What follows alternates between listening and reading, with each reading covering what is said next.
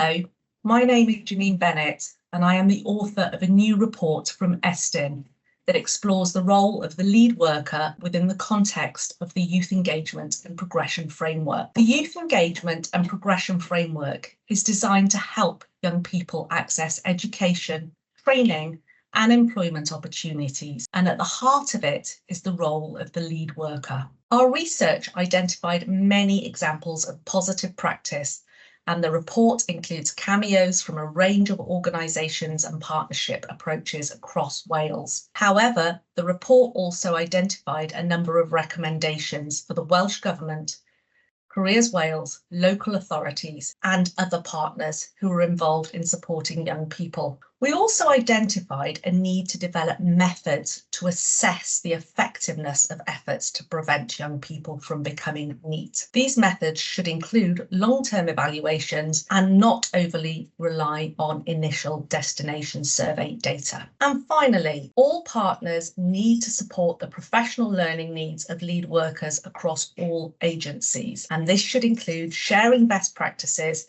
in providing lead worker support. I would like to thank all those who engaged with us and contributed to this report. If you would like to view the full report, please visit our website at estin.gov.wales. Thank you.